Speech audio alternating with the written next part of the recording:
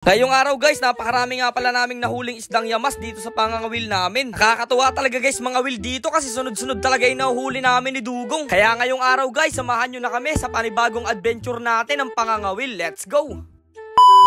Hey, what's up mga kanapadaan lang? So ngayong araw may panibago na naman tayong adventure. At ang adventure for today's video natin guys ay mga ngawil nga pala tayo. Pero bago ang lahat, shoutout nga pala doon sa lahat ng mga bumibili ng rush guard namin. Salamat sa patuloy na suporta nyo at sa mga gustong bumili pa dyan guys, ilalagay ko dito sa comment section yung copy ng Shopee link namin. Bumili na kayo guys at sabay-sabay tayong napadaan lang dito. At sa gitna nga guys ng kainitan ng araw dito, nagkayayaan kami at ang mga kaibigan namin ni Dugong na mga will nga guys. Kaya yun muna ang gagawin natin. Kaya eto guys, dahil nga medyo okay na ulit si Mimo at running condition na ulit siya, dito na ulit tayo sasakay at hindi na tayo magsasagwan.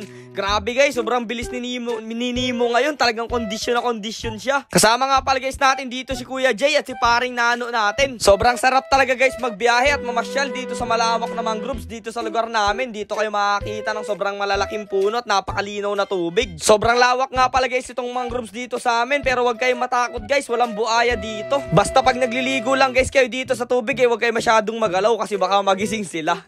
Joke lang yun. At eto na, talaga namang happenings na naman si Dugong dito. Ready na naman siyang manghuli ng mga pupud tripin namin. Kaya nga binilisan ko na rin guys ang pagpapatakbo dito kay Mimo. Talagang takbong 80 wari kami dito. Buti na lang guys, gumaling na itong bangka nating si Mimo kasi kung hindi guys, nako magsasagwan tayo ng napakalayo. Napakalayo pa naman guys ng pupuntahan natin. And guys, nandito tayo sa mga iprinsa ng palaisdaan at napakarami guys dito ng mga isdang pwede nating mahuli. Kaya samahan nyo guys kami mga will dito. Let's go!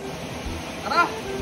Kitang-kita nyo naman guys, sobrang linaw dito ng tubig sa pinagkakawilan natin. At dito nga pala guys tayo nakapwesto sa tinatawag naming prinsa, yung pinapasukan guys ng tubig papunta doon sa loob ng mga malalaking palaisdaan.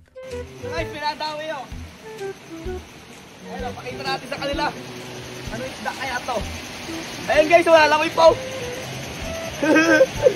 Yung yamas guys. Isdang yamas. 1-0. Ayan guys, oh. Fresh na fresh yan. Grabe. Ayos.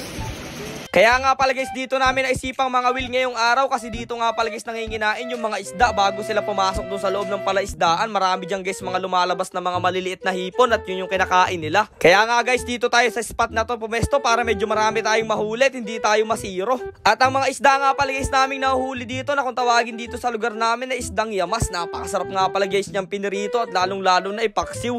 Nakahuli rin nga pala guys si paring Romel dito na tinatawag naming isdang paru-paro na sobrang lapad talaga at napakasarap din dyan guys isda na yan. Ang pamain nga pala guys namin ngayong araw ay yung hipon, pero inaalsan guys namin siya ng balat para mabilis siyang maamoy nitong mga isda at madali siyang madawi. Medyo maliliit lang kasi guys ang bibig nitong mga isdang hinuhuli natin, kaya paniguradong hindi kasya dito pag inisang buo natin yung hipon. Guys, dito may nahuli ako. Laking ano, lapit eh. Tawaran. Oy, ayun. Buhay na buhay pa oh. Ayan. Ang laki oh. Ayan, dami. Laki. Mukhang sineswerte guys tayo ngayong araw kasi bihira nga pala guys dumawi yung mga ganong klase ng isdang samaral dito sa pangawil natin kasi kadalasan guys kinakain yung mga yan ay mga pids. Pero siguro guys dahil nagugutom na rin siya, hindi niya na rin pigilan yung sarili niya, kaya nga sabi ko kay Dugong guys, hindi porket nagugutom ay kakainin mo palagi, baka mahuli ka rin ng kawil parang isda. Hindi nga lang pala guys kaming dalawa ni Dugong nangangawil dito, nandito rin nga pala guys yung ibang tropa namin at sunod-sunod na rin guys pala yung nahuhuli nila at napakarami na rin. Tapos kami naman guys ni Dugong ay nandito kami sa may kabilang part. Syempre guys, nagtulong-tulong na rin kami mga will dito para mabilis kaming makaramit kasi napakainit talaga. At makalipas nga lang guys ang ilang oras namin pangawil ay eto na rin kaagad guys yung mga nahuli nating isda. Kadalasan nga pala guys nating nahuli yung mga isdang yamas. Grabe guys, fresh na fresh yan at tumatalon-talon pa sila. Binubuhay nga pala guys namin yan habang nangangawil kami para guys pag uwi namin ay hindi kaagad siya masira. Kaya nga guys, sabi ko kay na Dugong at doon sa iba namin mga tropa na okay na rin kaagad itong mga nahuli namin, pwede na kaming umuwi. At nalaman nga guys si Dugong na hindi kami makakapagluto ngayong araw kasi meron pa kami lalakaran ngayong hapon. Kaya eto guys, nagtatampo siya at nandito siya sa unahan ng bangka nating si Mimo. So yun guys, what's up? So ito yung nahuli na natin guys sa pangawil. At marami guys tayo nangawil, kasama natin yung mga ibang tropa natin sa pangawil nito mga isdang ito. Ang tawag nga pala guys sa isdang to ay yamas. Ayan. At ito naman guys ay bingkungan dito sa amin. At ayan, malaking samaral. So ayan, samahan nyo kami at hindi nga pala muna namin ito yan, nalaglag pa. Bukas na lang tagalahat natin to guys lulutuin kasi medyo hapon na, nakapananghalian na. So sa sunod na araw na lang luluto ito bukas pag may ginawa kami sa palistaan. Kaya yun, salamat sa panonood guys. Takits na lang ulit. Salamat sa panonood guys.